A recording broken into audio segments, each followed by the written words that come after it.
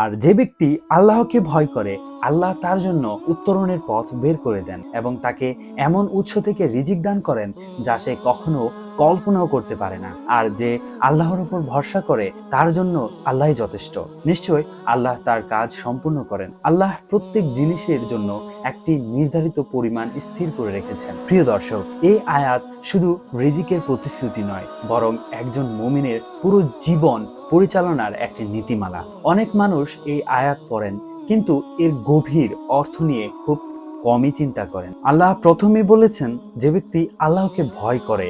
এখানে আল্লাহ ভীতি বা তাকওয়া বলতে শুধু ভয় পাওয়া বোঝানো হয়নি। তাকওয়া হলো এমন জীবনযাপন করা যেখানে মানুষ আল্লাহর আদেশ মেনে চলার চেষ্টা করে এবং তার নিষেধ থেকে দূরে থাকে। একা থাকুক বা মানুষের সামনে থাকুক, সে জানে আল্লাহ তাকে দেখছেন। এরপর আল্লাহ এমন একটি প্রতিশ্রুতি দিয়েছেন যা প্রতিটি মুমিনের হৃদয়ে আশা জাগায়। তিনি বলেন আল্লাহ তার জন্য উত্তরণের পথ বের করে দেন। লক্ষ্য করুন, আল্লাহ বলেননি যে জীবনে কখনো সমস্যা আসবে না, বরং তিনি বলেছেন সমস্যার মাঝেই তিনি বের হওয়ার পথ সৃষ্টি করবেন, এমন দরজা খুলে দেবেন যা মানুষ আগে কল্পনাও করেনি। তারপর আল্লাহ বলেন তিনি তাকে এমন উৎস থেকে রিজিক দান করবেন যা সে কল্পনাও করতে পারে না। আমরা অনেক সময় মনে করি রিজিক মানেই শুধু চাকরি, ব্যবসা বা অর্থ, কিন্তু ইসলামে রিজিকের অর্থ আরো ব্যাপক। সুস্থতা রিজিক, নেক সন্তান এটাও রিজিক, মানসিক শান্তি এটাও রিজিক, উপকারী জ্ঞান এটাও রিজিক, একটা ভালো পরিবার পাওয়া এটাও রিজিক, এবং হালাল উপার্জনের তাওফিকও রিজিক। আল্লাহ চাইলে এমন ভাবে দান করেন যা মানুষের হিসাব নিকাশের বাইরে। কিন্তু এই আয়াতের সবচেয়ে শক্তিশালী অংশ হলো যে আল্লাহর উপর ভরসা করে তার জন্য আল্লাহই যথেষ্ট।